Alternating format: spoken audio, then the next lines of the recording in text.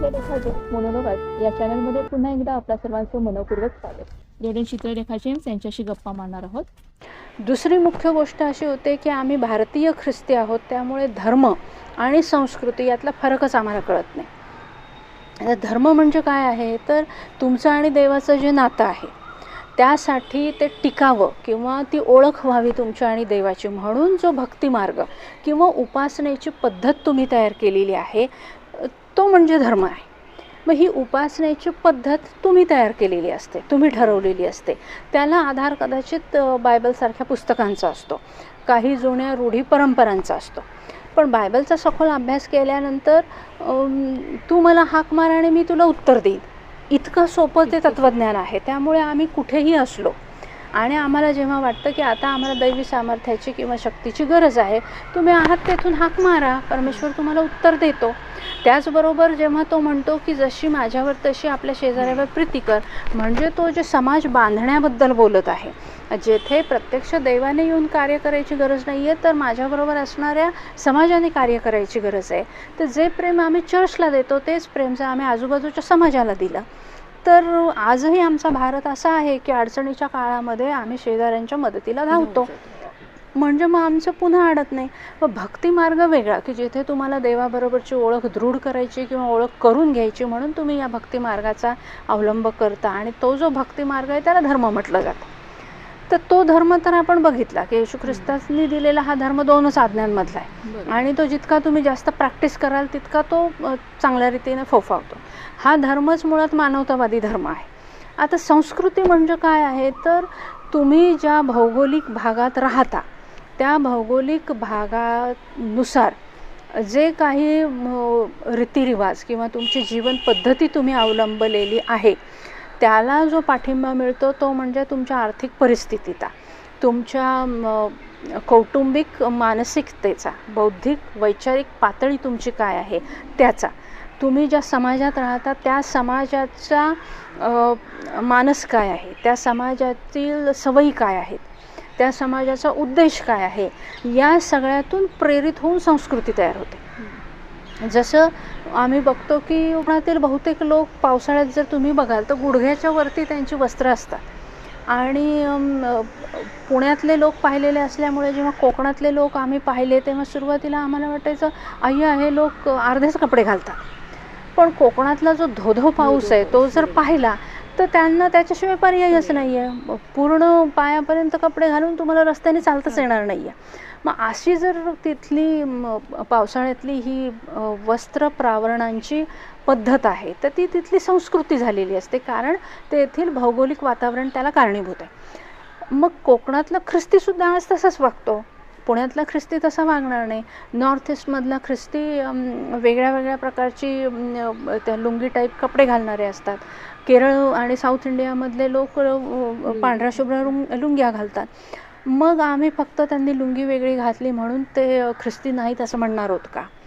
तर ही झाली संस्कृती, कारण तिथल्या भौगोलिक भागानुसार ते ज्या समाजामध्ये वावरतात त्या समाजाला त्या परिस्थितीशी जुळवून घेण्यासाठी जे गरजेचं आवश्यक आहे ते त्यांनी त्यांच्या दैनंदिन जीवनामध्ये आत्मसात केलेलं आहे.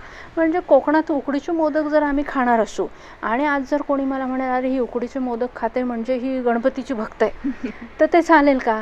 नाही, हा तिथली रूढी परंपरा आणि त्या मातीतला हा पदार्थ आहे. तर तसं हे आहे. म्हणजे आम्ही ना ही जी गल्लत करतो धर्म आणि संस्कृतीची आणि त्या संस्कृतीच्या आधारे आम्ही धर्म चुकीचा ठरवण्याचा जो प्रयत्न करतो तो इथून पुढे थांबावा. धर्माची आणि याची गल्लत होऊ नये. संस्कृती वेगळी, धर्म वेगळा. मानवता धर्म जिथे आहे तिथे कुठलीही संस्कृती असू द्या, तुमचा मानवता धर्म तुम्ही कुठल्याही संस्कृतीत विसरू नये हे महत्त्वाचं आहे. म्हणजे धर्म आणि संस्कृती याची आपल्याला सांगड घालता आली पाहिजे. हां, सांगड घाला किंवा तुम्ही याच्यातलं दोन्ही मानत नाही जरी म्हणालात, मी कुठलाच धर्म मानत नाही आणि कुठलीच संस्कृती मानत नाही, कुठेही जगाच्या पाठीवर मी जाईन तिथे if you are in Rome be like Romans, तसं जर आहे तरी काही फरक नाही ना पडत. तुम्हाला जर ते अडॉप्ट करता येतं तर चांगली गोष्ट आहे. त्या लोकांबरोबर तुम्ही त्यांच्यासारखे होऊन वागता, हे चांगलं आहे. तर एकदा आम्हाला हे म्हणजे काय हे कळलं की मग ते तुमचं व्यक्ती स्वातंत्र्य आहे, तुम्ही ते पाळायचं किंवा नाही पाळायचं. आणि धर्म हा वैयक्तिक बाब आहे मुळात. पण आम्ही बायबलमधून धर्माचा अभ्यास करताना आम्हाला असं जाणवतं की येशू ख्रिस्ताने दिलेल्या शिकवणीनुसार पुढे येशूचं म्हणणं हे आहे की माणूसच माणसाच्या उपयोगी पडणार आहे. त्यामुळे तुम्ही एकटे एकटे फार काळ नाही राहू शकत. माणूस हा जो समाजप्रिय प्राणी आहे, तर तुमच्या समविचारांचे, तुमच्यासारखा हा मानवता धर्म मांडणारे जे असतील त्यांनी एकत्रित असावं, एकमेकांची ही प्रगती साधणारं असावं. जसं मी मागच्या पेत्राने वारा पाहिला या व्हिडिओमध्ये बोलले की सगळे काउन्सलर एकत्र बसून एकमेकांबरोबर शेअरिंग करतात, किंवा डॉक्टरांचंही तुम्ही आता बघाल की कधीतरी ते थोडा ब्रेक घेतात आणि एकमेकांशी बोलतात. हे जे मोकळं होणं आहे, हे मोकळं होण्यासाठी समविचारी समाज एकत्र पाहिजे. मग तो एकत्र असण्यासाठी म्हणून ही मंडळीची कल्पना आहे की हा एकत्र येईल आणि एकमेकांची दुःख शेअर करेल, सुख शेअर करेल आणि प्रगती साधेल. पण हा एकमेकांची उणेदुणे काढणं आणि एकमेकांना बहिष्कृत करणारा समाज जर व्हायला लागला असेल, प्रगतीपेक्षा अधोगतीकडे जाणारा जर समाज व्हायला लागला असेल, तर मग ही मंडळी ख्रिस्ताची नाही. आणि मग या समाजात राहण्यापेक्षा, ह्या घेटोमध्ये राहण्यापेक्षा आपण बाहेर पडलेलं अधिक चांगलं आहे. दुर्लक्षित होणारा आणखी एक घटक असतो म्हणजे लहान बालकं. प्रभुभोजन चालू असताना लहान मुलांना जवळच आपण येऊ देत नाही. काही चर्चेसमध्ये मी ते बघितलं की प्रभुभोजन चालू आहे म्हणजे मग संडे स्कूल चालू असेल तर ठीक आहे की संडे स्कूलला ती जाऊन बसलेली असतात, पण जी मुलं संडे स्कूलच्याही वयाची नसतात त्यांना चर्चच्या बाहेर तरी घेऊन जातात, किंवा त्यांना शांत करा, त्यांना हात लावू देऊ नका म्हटलं जातं, किंवा प्रभुभोजन चालू असताना त्यांनी आवाज करायचा नाही. हे जे काही सगळं आहे, म्हणजे शांतता तर चर्चमध्ये असतेच असते. पण एखादी आई जर तान्हं बाळ घेऊन चर्चमध्ये बसली असेल आणि त्या बाळाने आवाज केला, आता ही साधी गोष्ट आहे की इतरांना डिस्टर्ब होऊ नये म्हणून त्या आईलाच हे कळावं की तिने बाहेर जावं. पण अगदी थोड्या वेळासाठी ते बाळ आवाज करणार असेल तर तेवढाही आवाज आमच्याच्याने जर टॉलरेट होणार नसेल, थोड्याशा सेकंदांचा, आणि त्या आईकडे आम्ही रागाने बघून तिला बाहेर हाकलून देण्याची प्रक्रिया करणार असू, तर माझ्यासारखी आई म्हणेल जोपर्यंत बाळ शांत बस म्हटल्यावर शांत बसण्याच्या वयाचं होत नाही, मी काही चर्चला येणार नाही, कारण बाळ तिच्यासाठी जास्त महत्त्वाचं असतं. पण हे माझ्या बाबतीत मी अनुभवलं की चर्चमध्ये प्रभुभोजन चालू होतं आणि संडे स्कूलची सगळी बाळं जेव्हा आली, ती आपापल्या आईवडिलांकडेच जाणार संडे स्कूल सुटल्यामुळे, आणि ते येऊन आपल्या आईवडिलांकडे असताना एक जण प्रभुभोजन घेऊन येत होते आणि एक बाळ त्यांना धडकलं. ते धडकल्यावरती त्या बाईंनी ज्या पद्धतीने त्या बाळाकडे बघितलं, ज्या प्रभुभोजन वाटण्यासाठी काम करत होत्या, आणि त्या बालकाला तर त्यांनी रागवलं, खूप वाईट रीतीने रागवलं. वरती फार मोठ्याने त्यांनी ते रागवणं केलं की इतकं की ते बाळ अक्षरशः रडकुंडीला आलं आणि चर्चमध्ये परत पाऊलच टाकायचं नाही. असं चर्चमध्ये चल म्हटलं की ते नाहीच म्हणायचं, का तर मला चर्चमध्ये रागवतात. म्हणजे चाइल्ड सायकोलॉजीचा अभ्यास नसलेले लोक लिडरशिपमध्ये आले की हे घडतं. मग हे प्रकरण मी लावून धरलं आणि म्हटलं बालकांना मजकडे येऊ द्या, हे जर येशू ख्रिस्त सांगतो, तर तुम्ही प्रभुभोजन विधीमध्ये मग बाळांना मोकळं का सोडलं? तुमचं संडे स्कूल तिथे चालू द्यायचं असतं. तुम्ही मोकळं सोडल्यामुळं बाळं आली तर आईवडिलांकडेच जाणार. त्यांना काय माहिती की नक्की काय चालू आहे संडे स्कूलमध्ये, चर्चमध्ये. त्यामुळे त्यांनी जर पळापळ केली आणि तुम्हाला धक्का लागला तर त्याच्यात एवढं चिडण्याचं काही कारण नव्हतं. आणि प्रत्येक गोष्टीला आपल्याकडे काहीतरी पर्याय आहे. प्रभुभोजनाचं साहित्य जरी सांडलं तर ते कशा पद्धतीने आपण गोळा करतो, पुसतो, ह्याचे पण नियम आहेत. तेव्हा एवढं त्याचं आकांडतांडव करून ते बाळच चर्चमध्ये येणार नाही हे करणंही चुकीचं होतं. म्हणजे तुम्ही अर्धवट लोकांच्या हातात जर लिडरशिप द्याल तर त्याचा दुष्परिणाम आमच्या बालकांवरती होत असतो. माझ्या पण चर्चमध्ये मी बघते की दृढीकरण होईपर्यंत बाळांना चर्चमध्ये काय चालू आहे हे माहीतच नसतं, आणि एकदा दृढीकरण झालं की ते चर्चचे फुल मेंबर होतात. मेंबर झाले की चर्चमध्ये फक्त गाणी गाण्यासाठी उभे राहतात, चर्चला बसत नाहीत, आणि मग जेव्हा वडील मंडळीचं इलेक्शन असतं तेव्हा मात्र चर्चला येतात. म्हणजे मग तुमचा धर्माचा पाया पक्का फक्त जर संडे स्कूलमध्ये होणार आहे तर संडे स्कूलचं सिलेबस एवढा हाय लेवलचा आहे का की तुमचा धार्मिक पाया पक्का होईल? मग संडे स्कूलच्या लेवलवरती तुम्ही जर उद्या वडील होणार असाल तर या गोष्टींकडे कोण लक्ष देणार आहे? आणि म्हणून बालकांना येऊ द्या. ह्यामधलं बालकांचं काय शोषण होतं, याच्यात काय दुर्लक्षित ते होतात हे आम्ही बघत नाही. आजकाल स्त्रीने डोक्यावर पदर घेणं म्हणजे फार पवित्र आहे, नाहीतर ती अपवित्र हे म्हणण्याच्या प्रघातामुळे लहान मुलींच्याही डोक्यावर पदर द्यायचा हे फार बिंबावलं जायला लागलं आहे, जे पुढे जाऊन धोकादायकच आहे. तर ह्याही सगळ्या गोष्टी चर्चने लक्षात घेतल्या पाहिजेत, सावध झालं पाहिजे याच्यामधून. आणि जे विचारवंत आहेत त्यांच्या विचारांचा सामना विचारांनी करता येत नसेल तर असं बहिष्कृत करणं, त्यांच्यावर हल्ले करणं, त्यांना दुर्लक्षित करणं, याच्यामधून प्रकरणं चिघळत जातात, आतून ती शोषण करत जातात. ते होण्यापेक्षा आपण मुक्तपणे या सगळ्या मुद्द्यांवर विचार करून काय बदल गरजेचे आहेत हे करूया. कारण बदल करून घेणं चांगले, याच्यात कमीपणा काहीच नाही. जसं मी माझ्या मागच्या एका व्हिडिओमध्ये म्हणाले की कनानी स्त्री येशूला जे आव्हान देते ते बरोबर आहे हे कळल्याबरोबर येशू स्वतः तो बदल करून घेतो. मग स्वतः येशूचं ते बदल करतो. अनेक वेळेस जुन्या करारात आपण बघितलं की स्वर्गीय पित्याने सुद्धा त्याच्या संदेष्टांच्या, त्याच्या लोकांच्या विनंत्यांना मान देऊन त्याचा आधी जे त्याने डिक्लेअर केलं होतं ते मागं घेतलं. मग देव जिथं बदलायला तयार आहे तिथं तुम्ही आणि मी सर्वसामान्य माणूस म्हणून का नाही बदलत आहोत? आमच्या इगोसाठी जर आम्ही चर्च सगळं संपुष्टात येईल हेच बघणार असू तर मला वाटतं हा गंभीर विषय आहे.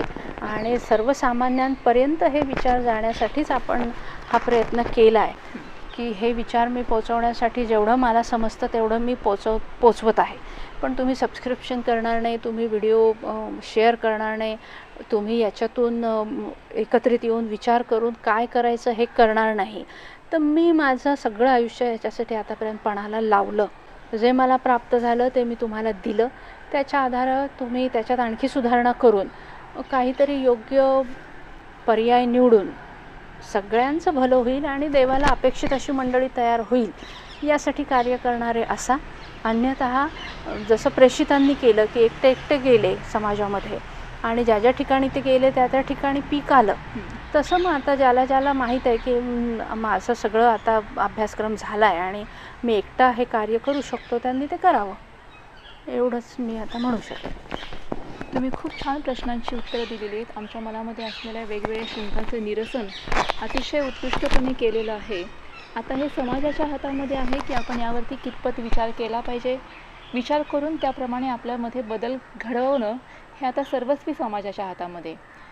तर आपण याच्यावरती नक्की विचार करूयात. आपल्याला काय योग्य आहे आणि काय अयोग्य आहे हे आपल्या कानावर पडलेलं आहे. आता ते आपण आत्मसात करायला हवं आणि त्याप्रमाणे आपण आपल्या पुढच्या आयुष्यामध्ये हे बदल घडवून आणूयात. आणि मी तुमचे पुन्हा एकदा खूप आभार मानते की अतिशय चांगल्या पद्धतीने, अतिशय सोप्या भाषेमध्ये तुम्ही ही उत्तरं दिलेली आहेत आणि आमच्या मनातल्या शंकांचं तुम्ही निरसन केलेलं आहे. Thank you so much. थँक्यू. प्रश्नोत्तरांच्या दृष्टीतून समाजातील जे जिवंत प्रश्न आहेत, जे याला थिओलॉजिकल बेस आहे, कायदेशीर बेस आहे, मानवतावादी बेस आहे, ते प्रश्न कधीतरी डील व्हावेत. त्या प्रश्नांची उत्तरं सर्वसामान्यांपर्यंत पोचावीत. आणि त्यासाठी जर मला कोणीतरी असं सहकार्य मिळेल की आपला वेळ देईल, आपली वाणी वापरेल, आपली बुद्धी वापरेल आणि हा वेळ देऊन हे लोकांपर्यंत पोहोचवण्यासाठी माझं आणि परमेश्वराचं सहाय्य करेल, फक्त माझं आणि परमेश्वराचं नाही तर संपूर्ण मराठी ख्रिस्ती समाजाचं सहाय्य करेल, अशी व्यक्ती मी शोधत होते. तर तुम्ही हा वेळात वेळ दिलात, आपल्या मुलांच्या कुटुंबाच्या जबाबदाऱ्या असतानासुद्धा, कारण वेळ काढल्याशिवाय निघत नाही हे तितकंच खरं. यामध्ये अनेक अडचणी तुम्हाला आल्या तरीही दिलेलं वचन पूर्ण झालं पाहिजे, आपली धाव पूर्ण झाली पाहिजे हे लक्षात घेऊन एक स्त्री असून, इतकी व्याप्त असून तुम्ही आलात, या सर्व काळामध्ये आमच्याबरोबर एवढा वेळ दिलात आणि हसतमुखपणे, सौम्यपणे आणि सर्वांना समजेल अशा भाषेत मला बोलतं केलं आणि माझ्याकडून योग्य ती उत्तरं घेण्याचा प्रयत्न केलात. अनेक वेळेस मी आहेपेक्षा जास्त उत्तरं देत असते, पण तीही शांतपणे ऐकून घेतलीत. तर या सगळ्याबद्दल सर्वात प्रथम परमेश्वराच्या वतीने आणि त्यानंतर अखिल मराठी ख्रिस्ती समाजाच्या वतीने, कारण हा शेवटच्या माणसांपर्यंत व्हिडिओ कदाचित काही वर्षांनंतर पोचेल, तर त्यावेळेस मी असेन की नाही माहीत नाही, तुम्ही असाल की नाही माहीत नाही, पण परमेश्वराच्या वतीने आणि अखिल या शेवटच्या माणसापर्यंत व्हिडिओ पोचेल त्या माणसाच्या वतीने मी तुमचे देवामध्ये आभार मानते. हे जे काम तुम्ही केलं, वेळ दिलात, याबद्दल परमेश्वर तुम्हाला आणि तुमच्या कुटुंबाला आशीर्वादित करो. या लढ्यासाठी खंबीरपणे तुम्ही उभे असताना तुमच्या कुटुंबाला तुम्हाला नेहमी सहाय्य पुरवो आणि या प्रकाशाच्या मार्गावर चालत असताना ज्या अडचणी येतील त्यावर मात करायला परमेश्वर सर्व प्रकारचं सहाय्य तुम्हाला देणारा हो. आणि जे आपले प्रेक्षक आहेत त्यांना देखील हे धैर्य देव, सामर्थ्य देव की भिवू नका. हे जवळजवळ 366 वेळेस शब्द बायबलमध्ये आलेले आहेत. म्हणजे रोज आम्हाला परमेश्वर सांगत आहे भिवू नका. 365 दिवस असतात वर्षामध्ये, हो ना. आणि आणखी एक दिवस देवाने जास्तीचा वापरला आहे लीप इयरसाठीचा. पण लीप इयर तर 4 वर्षातून येतं, पण म्हणजे उरलेले हे 3 वर्षाचे 3 जास्तीचे शब्द आपल्याकडे आहेत. तर असं असताना आम्ही घाबरू नये आणि आत्म्याचा नाश करण्याचं सामर्थ्य ज्याच्यात आहे त्याला घाबरावं. देहाचा नाश करणाऱ्यांची भीती आम्हाला वाटू नये. हे सत्य आम्ही समजून घेणारं असावं. आपलं प्रत्येकावर प्रेम आहे आणि कोणाचाच नाश होऊ नये म्हणून आपण हे करत आहोत. आपल्यासमोर आपल्या प्रियजनांचा नाश व्हावा हे आपल्यालाही बघवणार नाही. म्हणून आपण विनंती करत आहोत की आपल्या हातात वेळ आहे तोच आपण आपले मार्ग बदलूयात, परत फिरूयात. प्रत्येक क्षणी आपण एकमेकांना क्षमा करायला तयार आहोत. पण आमचं खरंच चुकलं, जरी लक्षात नसेल आलं की नाही चुकलं की चुकलं, पण तुम्ही म्हणताय ना आम्ही क्षमा मागितल्याने तुमचं होणार आहे का भलं, मग आम्ही मागायला तयार आहोत. हा मोठेपणा आपल्यामध्ये तेव्हाच येईल ज्यावेळेस आम्ही प्रभूमध्ये असू. आणि आपण जर म्हणतो की आम्ही प्रभूमध्ये आहोत तर मग आम्हाला हे चुकीच्या मार्गावरून मागे फिरणं कठीण अजिबात जायला नको. आणि कितीही कठीण काळ आला तर देवाने आपल्याला सोडलं नाही. तो सतत आपल्याबरोबर राहिलेला आहे, इथून पुढेही सोडणार नाही. आणि आमची सहभागिता ही सार्वकालिक जीवनातली आहे, आध्यात्मिक आहे, आत्मिक आहे. तर आम्ही या जगिक गोष्टींमध्ये फारसं गुंतून राहू नये. क्षणात कधी हे जीवन संपेल हे माहीत नाही. तत्पूर्वी आम्ही सत्याची जाणीव करून घेणारं व्हावं आणि आपल्या बांधवांवरती प्रीती करत आपला समाज आणि आपला देश यासाठी भरीव कार्य करत पुढे जाणारं असावं. म्हणून आपण आपली कंबर कसूया आणि प्रकाशाच्या मार्गावर चालूया. आपण आपल्याला जे बायबल सांगतं की उठ प्रकाशमान हो, प्रकाश तुझकडे आला आहे. तर मला असं वाटतं की जो बौद्धिक प्रकाश, जो आध्यात्मिक प्रकाश बायबलच्या, देशाच्या कायद्याच्या, संविधानाच्या मार्गातून आपल्यापर्यंत या व्हिडिओद्वारे पोचला आहे त्याचा अवमान होऊ देऊ नये. कारण जगाचा प्रकाश तो आहे आणि आपण त्याच्याबरोबर चालणारा असावं. परमेश्वर या संपूर्ण काळामध्ये आपल्या प्रत्येकाबरोबर राहिला. देवाचे मनापासून आम्ही उपकार मानतो. ची ही सेवा तुमच्या ठाई परमेश्वर चांगल्या कार्यासाठी वापरून घेणारा ठरो, हीच देवाकडे प्रार्थना करते. त्रैक्य परमेश्वराचा आशीर्वाद तुम्हाबरोबर आता आणि सदा सर्व काळ असो. आमेन.